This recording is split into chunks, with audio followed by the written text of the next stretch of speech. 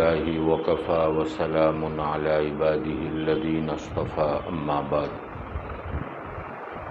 أعوذ بالله من الشيطان الرجيم بسم الله الرحمن الرحيم ولو ترى إذ المجرمون ناكسوا رؤوسهم عند ربهم ربنا أبصرنا وسمعنا فارجعنا نعمل صالحا إنا موقنون صدق اللہ العظیم۔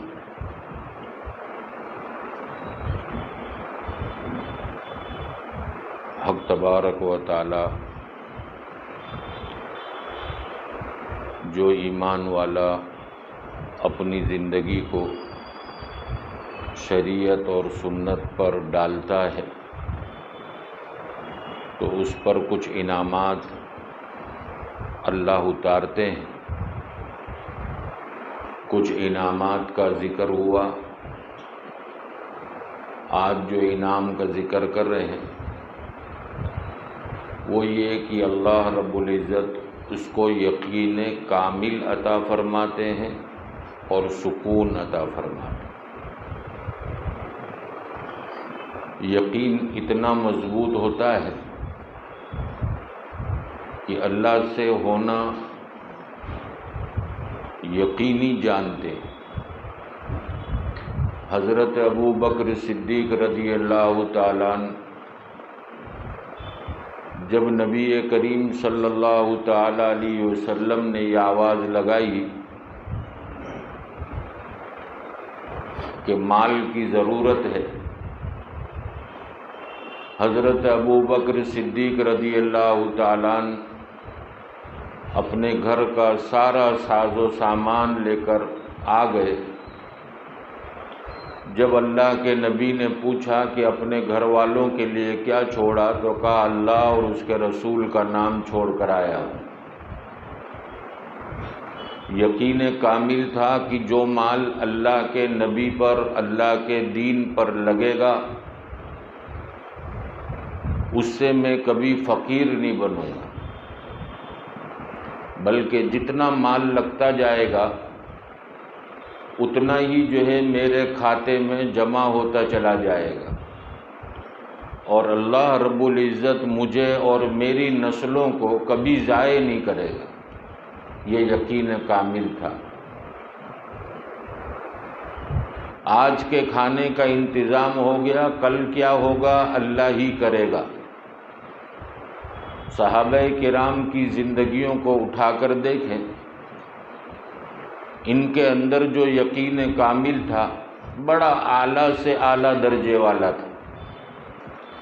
کبھی مخلوق کی طرف ان کی نظر نہیں اٹھی، بلکہ جب بھی مانگا تو اللہ سے مانگا، کیونکہ نبی کریم صلی اللہ تعالی علیہ وسلم نے یہ تعلیم دی کہ اپنے جوتے کا تسمہ اگر ٹوٹ جائے تو بھی اللہ سے مانگو۔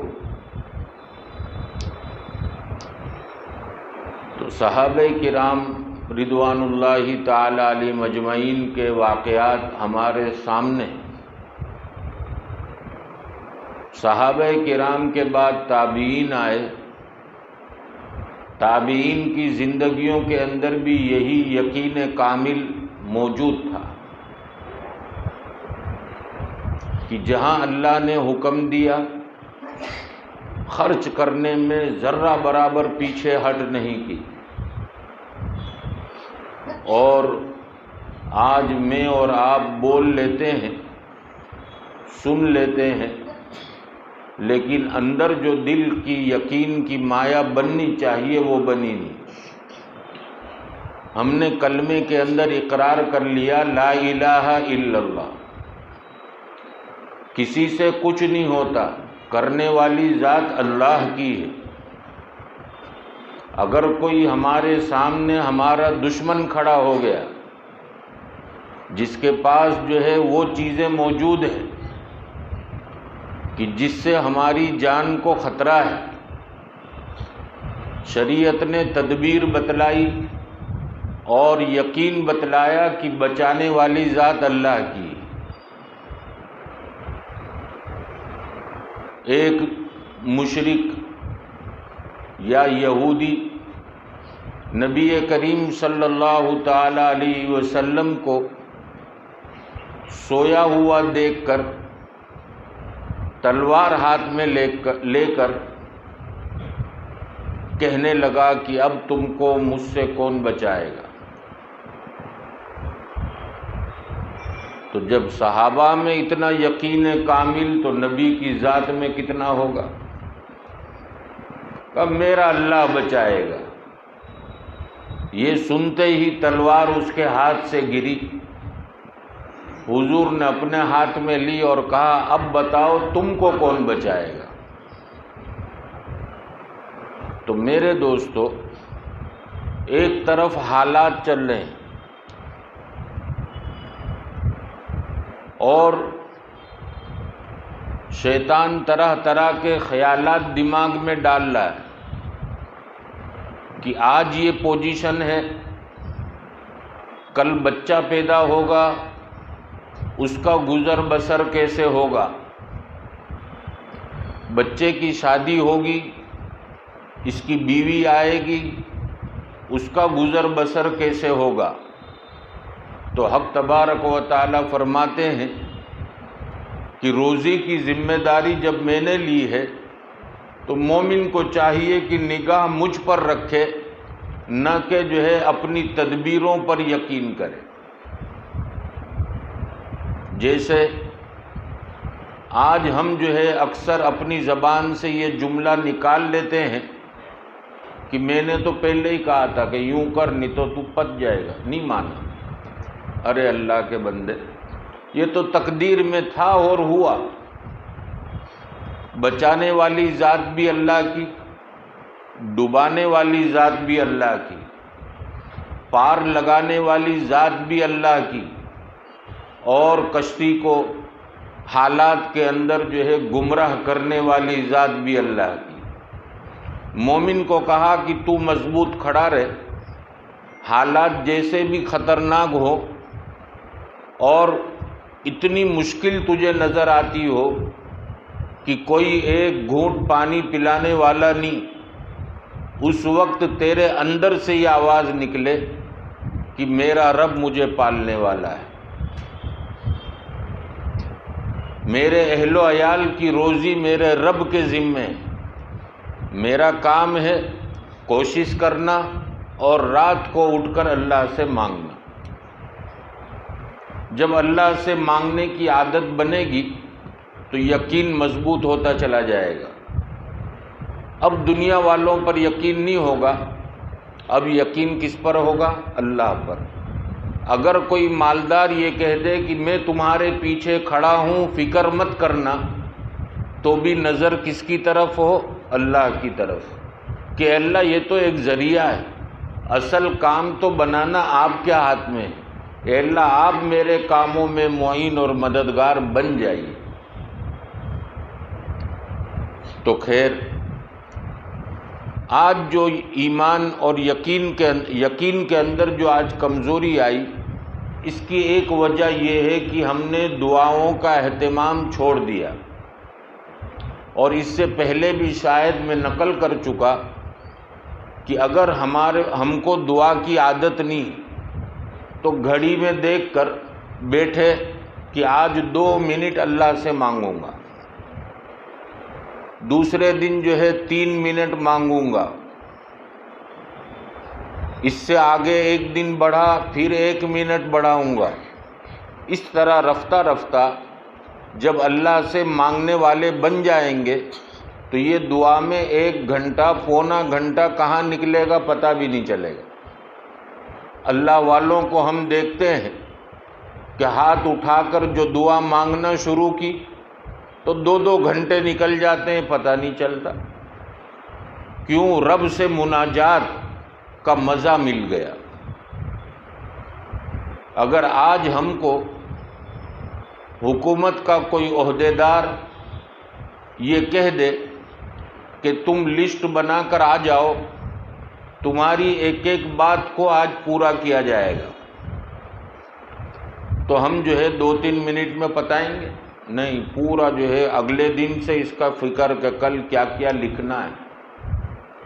تو وہ تو احکم الحاکمین، سب کا پروردگار ہے، بادشاہوں کا بادشاہ ہے۔ وہ جو ہے رات کے آخری حصے میں آواز لگاتا ہے کوئی مانگنے والا، ہے کوئی پریشان حال، ہے کوئی مجبور، ہے کوئی محتاج جس کی محتاجی میں دور کروں؟ اس وقت اگر بندہ اس کے سامنے ہاتھ نہ پھیلائے اور اپنے پیر جو ہے پلنگ پر پھیلا کر سویا پڑا ہو تو اس سے بڑا بد نصیب اور کون ہوگا؟ اگر کوئی عہدے دار نے ہم کو بلایا کہ تم آؤ تمہاری حاجت پوری کی جائے گی، تو اس وقت ہم سوئیں گے کہ الرٹ ہو کر بیٹھیں گے؟ اگر اس نے وقت دیا ہے رات کے 3:30 بجے گا، ہم کتنے اہتمام سے اٹھیں گے کہ آج موقع ملا ہے ہاتھ سے چلا نہ جائے۔ تو جو بندہ رب کا دیوانہ بن جاتا ہے تو وہ رب کے سامنے ہاتھ پھیلا کر بیٹھ جاتا ہے، جانتا ہے کہ حاجت یہیں سے پوری ہوگی۔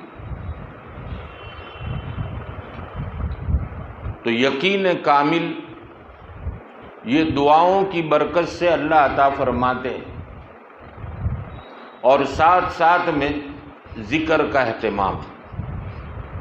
ہمارے بڑوں نے جو 3 تسبیحات کا اہتمام ہم کو بتلایا ہے، یہ ویسے ہی نہیں بتلایا، اس کے پیچھے بہت راز ہیں۔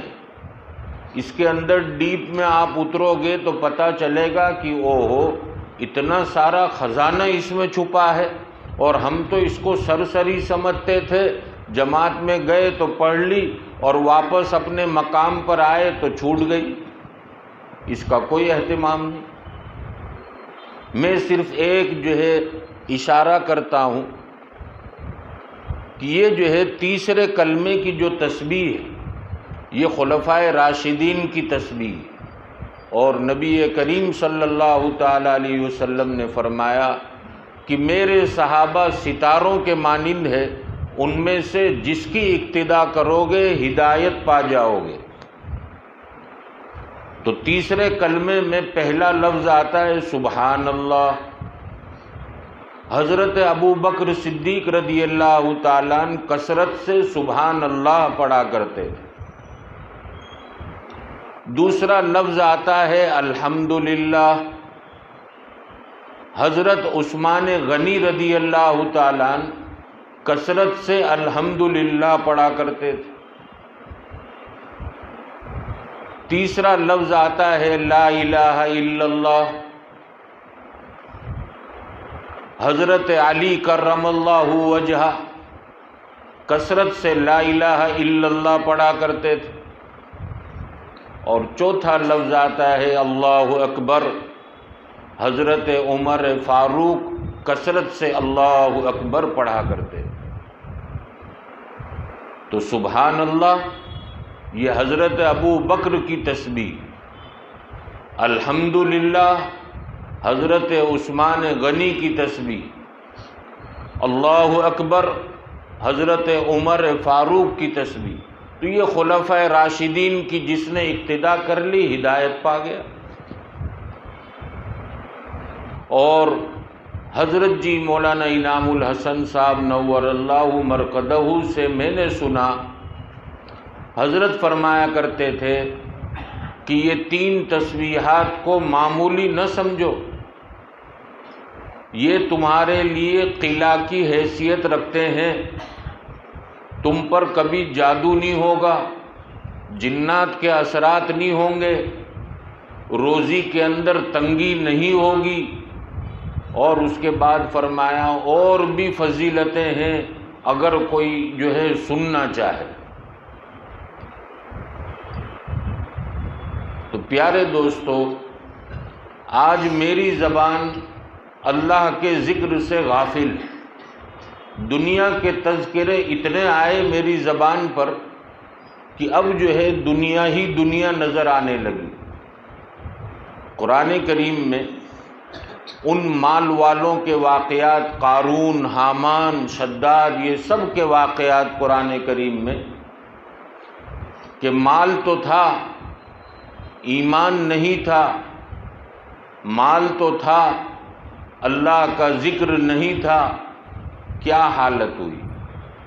جو لوگ یہ لالچ کیا کرتے تھے کہ جتنا مال قارون کے پاس ہے کاش ہم کو اتنا مال مل جائے، لیکن جب اس کو زمین میں دھستا دیکھا تو لوگوں نے کہہ دیا کہ نہیں نہیں، ہم کو مال نہیں چاہیے۔ تو خیر دور آگے بڑھتا رہا، ہمارے اسلاف کا دور آیا، انہوں نے بھی جو ہے امت کو یہی تعلیم دی کہ جو کمی ہے ہمارے اندر یقین کامل کی، وہ یقین کامل والی دولت حاصل کرنی چاہیے، اور اس کے لیے کیا کرنا چاہیے وہ ساری باتیں انہوں نے بتلائی۔ حضرت حکیم الامت نور اللہ مرقدہ نے ایک واقعہ نقل کیا کہ دیہات کے اندر ایک آدمی رہتا تھا، اس کو اللہ نے مال کی دولت سے نوازا تھا۔ وہاں ایک مقرر تقریر کرنے کے لیے آیا، اور تقریر میں اس نے کہا کہ اللہ کے نام پر 1 روپیہ دو گے اللہ 10 دیں گے، 1 روپیہ اللہ کے نام پر دو گے اللہ 70 گنا زیادہ کر دیں گے، کئی گنا زیادہ کر دیں گے۔ تو سیدھا سادہ آدمی تھا، یقین جو ہے بن رہا تھا، تو اس نے گھر جا کر اپنی بیوی سے کہا کہ آج جو مولانا نے تقریر کی بہت اچھا بزنس بتایا کہ 1 روپیہ لگائیں گے کئی گنا زیادہ ہو کر ملے گا، اور وہ بھی دینے والا کوئی انسان نہیں بلکہ اللہ کی ذات ہے۔ دنیا والا تو جو ہے بول کر پھر سکتا ہے، دنیا والا ہماری موڑی کو ڈبا سکتا ہے، لیکن یہ تو پاک پروردگار جس نے ہم کو پیدا کیا وہ دے گا۔ تو بیوی نے کہا کہ پھر اتنے سب پیسے گھر میں پڑے ہیں، سب لگا دو، انکم اچھی ہو جائے گی۔ سب مال نکالا اور غریبوں کو بلایا اور تقسیم کرنا شروع کیا۔ بیوی نے کہا کہ ابھی جو ہے تھوڑا سننا اور پڑا ہے، اس کو بھی لگا دو۔ شوہر نے کہا جلدی جلدی لاؤ، سب مال لگا دیا۔ اب مال جو ہے لگ چکا، 2 دن گزرے، تیسرا دن آیا، بیوی نے کہا کہ آج کھانا نہیں بنے گا۔ کہا کیوں؟ کا پیسے ہی نہیں ہے۔ وہ جو مال ہم نے لگایا ہے وہ ریٹرن کب آئے گا؟ تو کہ میں وہ مولانا سے پوچھتے ہی بھول گیا۔ اب یہ بڑے میاں کو صدمہ لگا، اور اسی صدمے میں ان کو جو ہے جلاب ہو گئے ٹینشن میں۔ اب اس زمانے میں جو ہے بیت الخلائیں وغیرہ بنی ہوئی نہیں ہوتی تھی، باہر جنگل میں لوگ جاتے تھے۔ تو یہ بڑے میاں لوٹا لے کر جنگل میں پہنچے قضائے حاجت کے لیے، اور آپ نے دیکھا ہوگا آج بھی کچھ لوگ جو ہے بیٹھتے ہیں سڑک کے کنارے، تو وہ نیچے بیٹھے بیٹھے کھیلتے رہتے ہیں، 10 جلاب بھی ہو رہا ہے اور یہاں جو ہے کچھ نہ کچھ کھیل چالو ہوتا ہے۔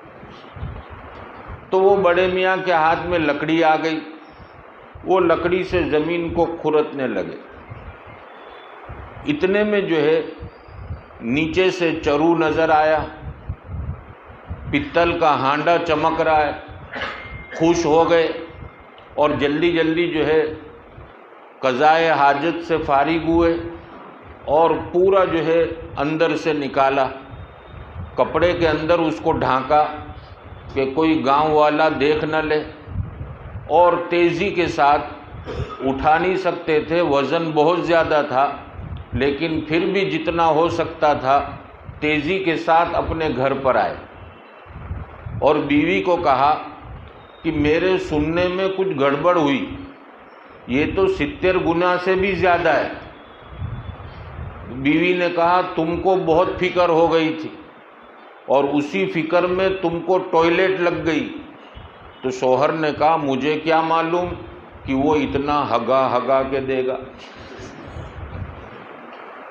تو یقین کامل اگر ہو، اور یہ یقین کامل اللہ والوں کے پاس بیٹھنے سے ملتا ہے، اللہ والوں کی مجلس میں شرکت کرنے سے ملتا ہے، دین کی باتوں کو سن سن کر ہم اپنے اندر کی دنیا کو بناتے چلے جائیں کہ میرا بچہ بیمار ہے، ظاہری اعتبار سے ڈاکٹروں نے نہ کہہ دیا کچھ نہیں ہو سکتا، لیکن میرا اندر سے ایمان آواز دے کہ تو اپنے رب کو بھول گیا، جس نے ساری بیماریاں پیدا کی ہے اسی نے ساری دوائیں بھی پیدا کی ہے، وہی تیرے بچے کو شفا دے سکتا ہے۔ بیوی بستر پر پڑی ہے، ظاہری اعتبار سے بدن کا ایک بھی عضو کام نہیں کر رہا، لیکن اندر سے ایمان یہ آواز دے کہ جو تیری بیوی آج جسمانی اعتبار سے کمزور ہے، اس میں طاقت ایک ہی ذات ہے جو دے سکتی ہے، وہ تیرے رب کی ہے۔ رب سے مدد مانگ اور مایوس نہ ہو، جو بیوی آج تیری بستر پر ہے خدا اس کو کل چلا بھی سکتا ہے۔ تیری دکان جو بالکل بیٹھ چکی، جیسا کہ لوگ کہتے ہیں مولانا پہلے جہاں ہاتھ ڈالتا تھا سونا نکلتا تھا، اور آج سونے میں ہاتھ ڈالتا ہوں تو مٹی نکلتی، تو ہو سکتا ہے کہ تو جو ہے اپنے اندر فخر آ گیا ہو۔ قرآن کہتا ہے کہ مال چلا جائے تو مایوس نہ ہو، اور مال آ جائے تو اتراؤ مت، کہیں نہ کہیں تو اترایا ہوگا، تیری زبان سے کوئی ایسے بول نکلے ہوں گے جو تیری آزمائش کا سبب بنے۔ اللہ یہ بتلانا چاہتے ہیں کہ بہت ہوشیار بنتا تھا کہ جہاں ہاتھ ڈالتا ہوں سونا، اب نکال کے بتا، تیرے پاس طاقت ہے، طاقت کا مالک میں ہوں، مجھے بھول گیا، اب نکال کے بتا۔ تو کہا ایسے وقت میں بھی بندہ توبہ کر لے، اے اللہ مجھے معاف کر دے۔ کاروبار ہاتھ سے چلا گیا، گھر ہاتھ سے چلا گیا، سب چلا گیا، اب کیا ہوگا؟ کہ کچھ نہیں، میرا رب سب کچھ کرے گا۔ تو دل کے اندر سکون آ گیا۔ یہ اللہ کی طرف سے یہ دولت ملتی ہے اس کو جس کی زندگی میں سر کے بالوں سے لے کر پیروں کے ناخن تک جس کے اندر دین ہو، اللہ اس کو یہ دولت عطا فرماتے۔ تو ہم بھی جو ہے اپنی زندگیوں کے اندر دین کو داخل کرنا شروع کریں۔ آج جو ہے نفس کہتا ہے کہ کل سے توبہ کروں گا، کل سے اوابین پڑھوں گا، کل سے تہجد پڑھوں گا، نہیں کل سے نہیں، آج سے اور ابھی سے قدم اٹھانا ہے۔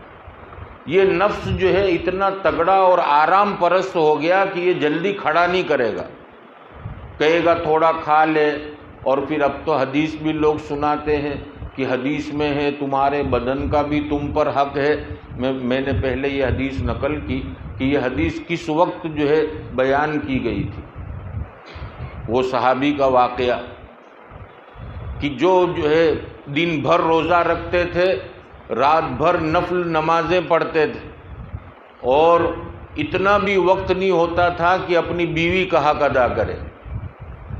اس پر اللہ کے نبی نے فرمایا ان لجسدک علیک حقا، کہ تمہارے بدن کا تم پر حق ہے، دن بھر روزہ، رات بھر نفل نمازیں، تھوڑا آرام بھی کرو، بدن کو جو ہے آرام کی ضرورت ہے، اس کو آرام دو۔ ہم تو کتنا سوتے ہیں۔ کل کسی نے بتایا کہ دوپہر کو 3 ساڑھے 3 بجے اٹھتے ہیں، اللہ اکبر، اور پھر اس کے بعد جو ہے رات کو تراویح کے بعد پڑھنے کے لیے بیٹھے، تھوڑا سا نیند کا تقاضا لگا تو کہتے ہیں کہ بدن کا بھی حق ہے، ذرا تھوڑا سو جاتا ہوں۔ تو یہ نفس جو ہے بہت تگڑا ہو چکا، کھا کھا کر بھی کہتے ہیں بھوک ہے، اور پھر مسئلہ بتلاتے ہیں کہ بھوک کی حالت میں نماز مکروہ ہوتی، یہ سب کے جو ہے اپنے من کے پسندیدہ مسائل. کتنا کھایا ہے، افطاری میں کھایا، تراویح کے بعد کھایا، اور اس کے بعد ادھر ادھر سے جو ہے کسی نے کچھ مسجد میں لایا تو وہ کھایا، اور پھر اس کے بعد کہتے ہیں ذرا بھوک لگی ہے پہلے کھا لوں، بعد میں جو ہے تہجد پڑھتا ہوں نہیں تو نماز مکروہ ہوگی. اب مفتیان کرام سے آپ پوچھو بھائی. تو خیر، نفس کو جو ہے آرام پرست ہم نے بنا دیا، اور یہ اتنا آرام پرست ہو گیا کہ اللہ نہ کرے اگر موت کا فرشتہ آ گیا تو یہ آنکھیں پھٹی کے پھٹی رہ جائے گی، اے اللہ کچھ بھی نہیں، اب کیا کروں گا. گھر والوں کو آواز دے گا آ جاؤ میرے پاس، مجھے فرشتہ دیکھ لیا. گھر والے بھی کہیں گے، کوئی رونے والا روئے گا اور کوئی سمجھدار ہوگا تو وہ کہے گا کہ ابا جان اب کلمہ پڑھ لو، اب تمہاری قبر کی تیاری کرو، اب یہاں سے دل ہٹاؤ. لیکن پوری زندگی شریعت اور سنت کے خلاف گزری، کلمہ زبان پر نہیں آ رہا، اور اتنی دیر میں بے ہوشی طاری ہو گئی. گھر والے رو رہے ہیں، بیٹا رو رہا ہے کہ باپ سے ہو رہی ہے جدائی، بیوی رو رہی ہے کہ شوہر سے ہو رہی ہے جدائی. لیکن کاش یہ جدا ہونے والا اگر جو ہے اپنی حیاتی میں دنیا کے لذتیں اور مزوں کو جدا کر دیا ہوتا تو آج وہاں کی نعمتیں دیکھ کر یہ اتنا خوش ہوتا اور کہتا کہ اے اللہ دنیا میں خواہ 60 سال رہا، ذرا جلدی اٹھا لیتا تو اچھا ہوتا. تو میرے پیارو، موت جو ہے ہم سب کے سر پر کھڑی ہے، اس میں ہم ٹال مٹول نہ کریں. توبہ کا ارادہ ہوا فوراً سچی اور پکی توبہ کر لیں اور اپنے آپ کی زندگی کو شریعت اور سنت پر ڈال دیں.